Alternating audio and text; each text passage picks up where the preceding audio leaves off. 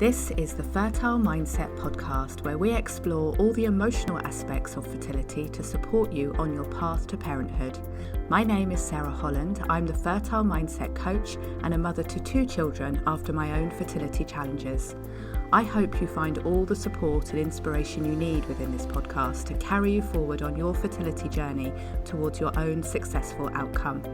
It's also my wish that through listening to these episodes, you rediscover how to enjoy life now and live it to the full while you wait for your baby. Now, let's begin today's episode. Hello and welcome to the Fertile Mindset podcast.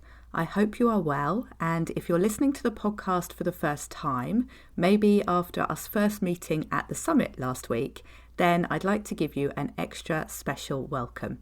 This is episode 60, so there are lots for you to look back over and listen to, and I hope that you find being a listener to this podcast gives you support and understanding on your fertility journey. Now, this is the first podcast I've recorded since the summit last week, and also the first one since I got COVID, which happened on the first day of the summit, which was amazing timing. But I am feeling well now, and my voice has come back, although I might still sound a little bit croaky, and I promise to edit out any coughing, as you really don't want to hear that. But with that in mind, I decided to record a shorter episode today, but on something useful and practical, especially if you're wanting to know how to bring emotional support into your fertility plan and make sure that it is a thorough and effective way to approach emotional support. For emotional support to make a real positive difference to you and your experience of your fertility journey, it needs to always be present and to be consistent. And it also needs to be realistic and easy to step into.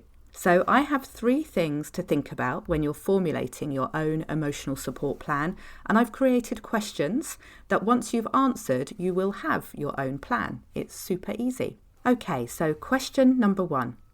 How will you support yourself with the emotional aspects of fertility?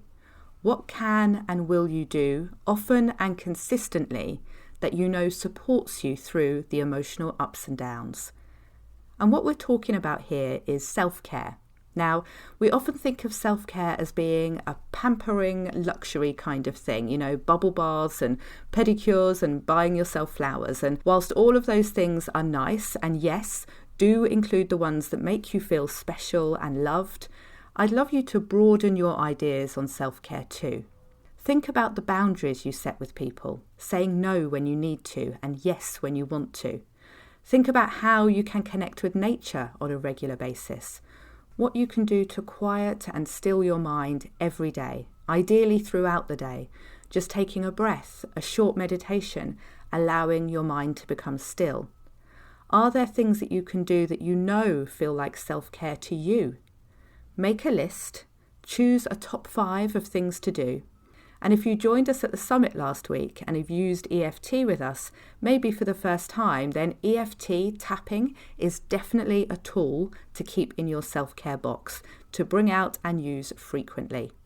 Make a promise to yourself that whenever you feel emotionally stressed or triggered, you will tap. Or that you will tap as frequently as you brush your teeth, 5 minutes in the morning and 5 minutes in the evening, because the health of your mind is just as important as the health of your teeth. Am I right? The second question to ask yourself to make a really good emotional support plan is, do I have people around me to support me? Do I have the right kind of people and enough of them that means I always have support, a listening ear or a shoulder to cry on when I need it? What we're talking about here is your support network or your support team.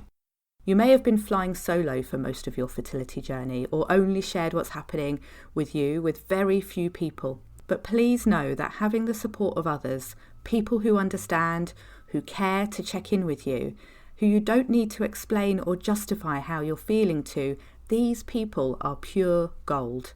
And like gold, they're not always the easiest to find or the usual people that you have around you. But they are out there, and we are more connected than ever to anyone and everyone all over the world. So use that technology, those connections, to find your people. As you will have heard me say on this podcast before, I found my people via an internet forum before Facebook, Instagram or social media of any kind existed. They are people who were by my side through every setback and were there to celebrate with me when my babies arrived too. And now it's easier than ever to find your crowd. For the summit last week, we had a private Facebook group of a few hundred people, all coming together with a shared focus on their emotional well-being while on a fertility journey. These people were diverse in every way imaginable, but the common thread of a shared experience connected them deeply. It was beautiful to see, and I know people have been messaging each other, keeping those connections going. This is what I have in my membership group too, the Fertile Mindset Sanctuary, which means that whenever anyone joins, they know they're becoming part of a gang of people who are on this journey together.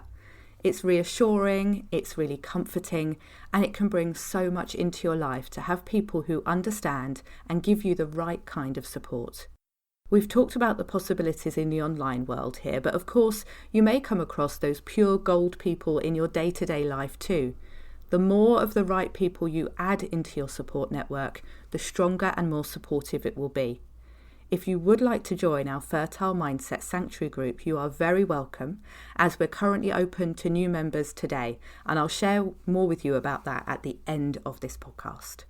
Okay, and lastly, my third question to you is, if things get tricky, do you have somewhere to go for specific guided support? Self-care and a support network are both vital, and they give you a strong foundation and a daily, consistent way to connect with emotional support. But there are times when things get really hard, or maybe past hurts or traumas come to the surface and need attention. Knowing when and how to reach out for professional support is an important part of any approach to emotional support. So, when you're writing your answers down and creating your emotional support plan, write down all the people and places you could go to for additional support if needed. Again, the way we are all connected now and can search for absolutely anything means that you can choose to connect with support that is informed about fertility issues. Because there's nothing more frustrating than meeting with a coach, a counsellor or a therapist of any kind who has no understanding or empathy for fertility issues. I'm not saying that those who don't specialise in fertility have no understanding or empathy, but that it is worth researching, even interviewing who you intend to work with first, so that you know that the therapeutic space is going to feel safe and supportive for you.